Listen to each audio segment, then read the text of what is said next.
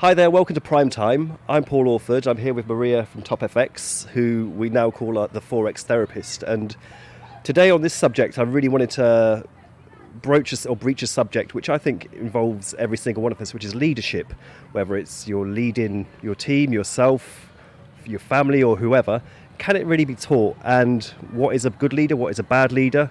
And hopefully Maria can educate us and get to the bottom of this. So Maria, something we just discussed a moment ago is, can you teach charisma or be charismatic?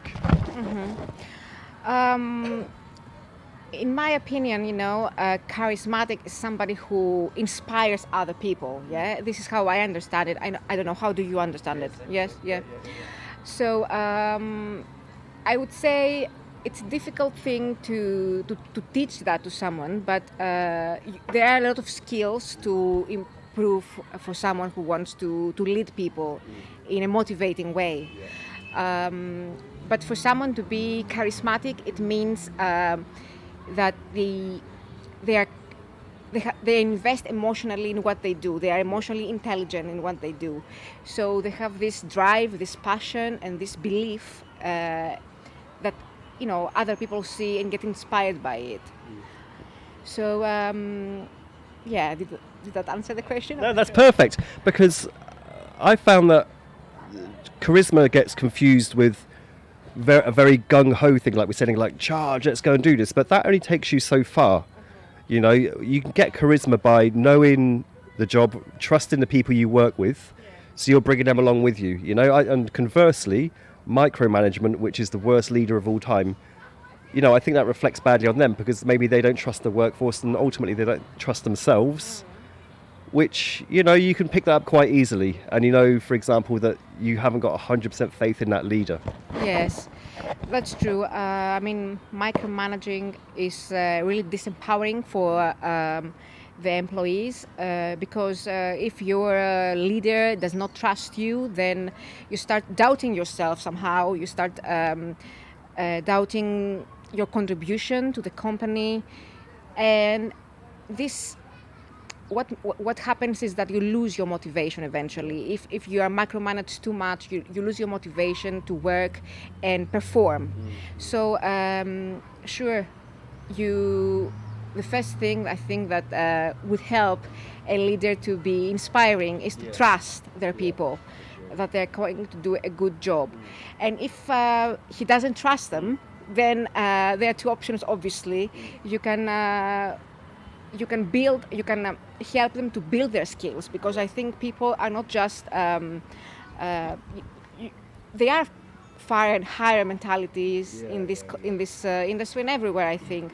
But you can always invest in someone, and I think if you invest well enough in someone, then you will get something back, because people need that.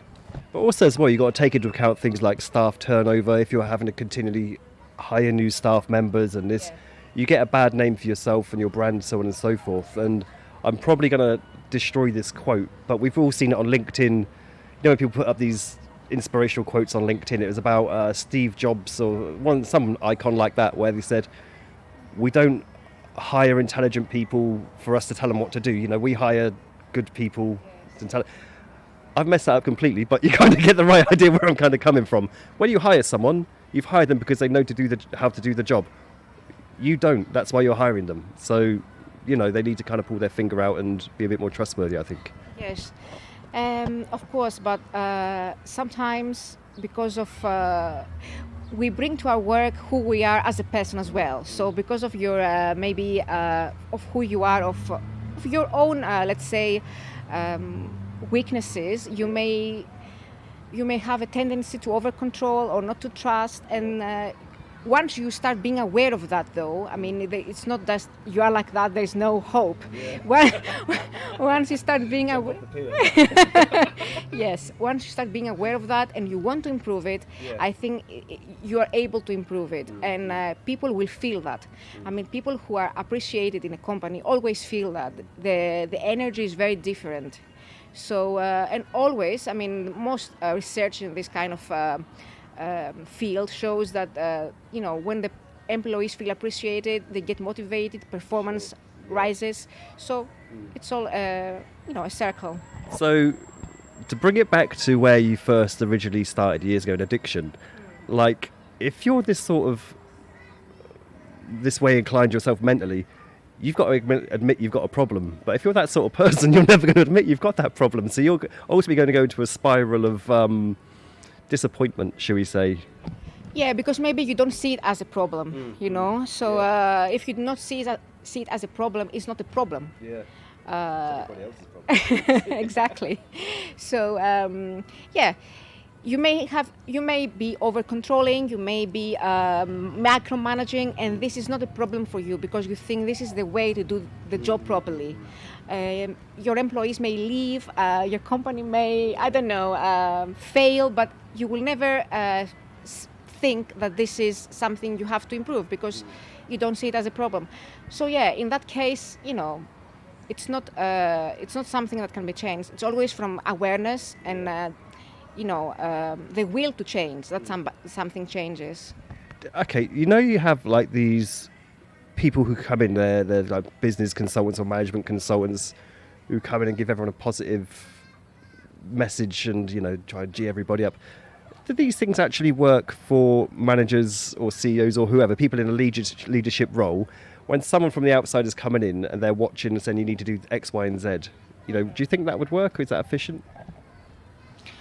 Well, it depends on how open the manager is to be coached by somebody external and how much the external person spends time to understand the company culture. So I think everything can work if people want to make it work. And because I said this thing about the leaders before, a leader is like everybody else. You have your strong points and you have your weak points, it's obvious.